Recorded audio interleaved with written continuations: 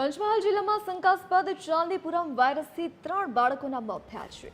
ચોમાસા ઋતુમાં વરસાદી ભેજવાળા વાતાવરણ થયા બાદ હાલોલ શહેરા અને ગોધરા તાલુકામાં 4 બાળકોને તાવ સાથે ખેંચ આવતા વડોદરાની હોસ્પિટલમાં સારવાર હેઠળ ખસેડ્યા હતા, જેમાં 4 બાળકોમાંથી 3 બાળકો ભેદી વાયરસના કારણે મોત થઈ ગયા છે। બાળકોના કયા વાયરસના કારણે મોત થયા તેની તપાસ કરવા જિલ્લા આરોગ્ય વિભાગે બાળકોના પરિવારજનોના લોહીના સેમ્પલ લઈને તપાસ ચાલુ કરી છે। જ્યારે બીજી બાજુ આઈસીએમઆર પોંડિચેરીની ટીમના 6 સભ્યો પણ ગ્રામ વિસ્તારમાં પહોંચીને તપાસ કરી રહી છે।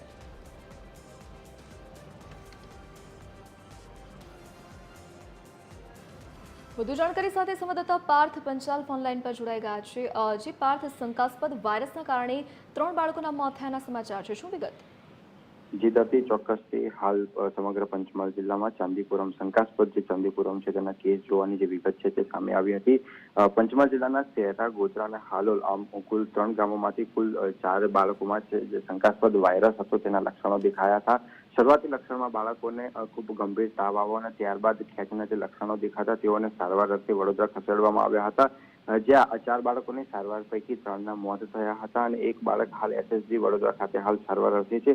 પરંતુ ધરતી ચોક્કસથી જણાવી દઉં કે હાલ આ જે બાળકો છે તેમાં શંકાસ્પદ ચાંદીપુરમના જે લક્ષણો છે તે જોવા મળ્યા હતા, પરંતુ કોઈ ભેદી વાયરસ પણ હોવાની હાલ શંકા જે જિલ્લા આરોગ્ય અધિકારી છે તેઓ દ્વારા કહેતા વર્તાઈ રહી છે। પરંતુ કહી શકાય કે જે ચોમાસાની ઋતુમાં જે ભેજવાળી જે જગ્યા હોય છે, જે દિવાલ હોય છે માટીની, જે લીપણવાળી જગ્યામાં મચ્છર અથવા જે માખી છે તેના વસવાટ અને કરડવાથી જે ચાંદીપુરમ નામનો જે વાયરસ થતો હોય છે તેની તપાસ કરવા માટે હાલ રાજ્યમાંથી આરોગ્યની ટીમ પણ આવી।